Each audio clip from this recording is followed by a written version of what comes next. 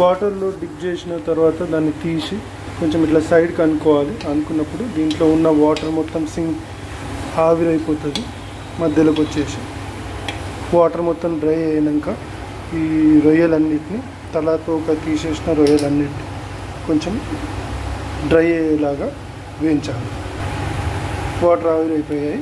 ఇప్పుడు మనం కలుపుతాం. వాటర్ మొత్తం డ్రై అయ్యి ఇవి కొంచెం క్రిస్పీగా అయినాక ఒక 2 టేబుల్ స్పూన్ ఆయిల్ వేసి 2 టేబుల్ స్పూన్ ఆయిల్ వేయించుకొని ఇందులో మంచిగా వేయించుకోవాలి. మళ్ళీ ఇవన్నీ జరుపుకొని కొంచెం ఆయిల్ వేసుకొని అందులో ఆనియన్ అండ్ పచ్చిమిర్చి వేయాలి.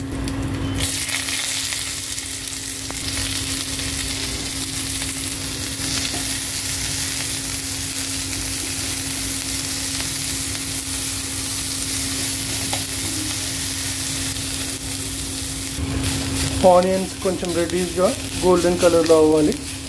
మిర్చి కూడా కొంచెం మంచిగా కావాలి. ఇప్పుడు బీరకాయ కట్ చేసుకున్న బీరకాయ ముక్కలు వేయాలి ఇందులో.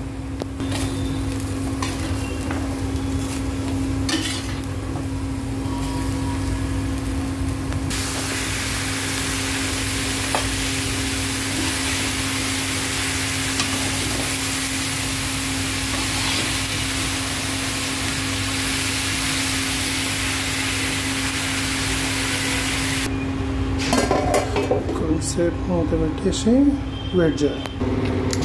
మూత తీసి కొంచెం వాటర్ ఫామ్ అయితే బీరకాయలోని వాటర్. ఓకే, దీన్ని మంచిగా కలుపుకొని then I will keep for 1 more minute and let it cook for 1 more minute. ఇప్పుడు ఇందులో పసుపు కారము తగినంత ఉప్పు వేసుకొని కలపాలి.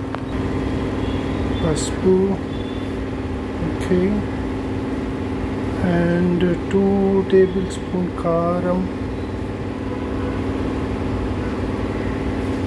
and I will take 1 half spoon of salt. ఇందులో ఉప్పు పసుపు కారము 1 స్పూన్ వేసాను. వేసి కలిపేసి ఒక 3-4 minutes దీన్ని కుక్ అయ్యేలా చూసి నెక్స్ట్ దీన్ని గార్నిష్ చేసి దీన్ని కొత్తిమీరతో గార్నిష్ చేసేస్తే అయిపోయింది. ఇది సింపుల్ వే ఆఫ్ కుకింగ్ ఎండు రొయ్యలు బీరకాయ కర్రీ. Check okay. ఒకసారి కలుపుకొని మళ్ళీ క్యాప్ పెట్టేసేయాలి. And let's allow it for 2 more minutes to cook. ఒకసారి చెక్ చేద్దాం. ఓకే, కొన్ని వాటర్ పోసి కలిపాం కదా.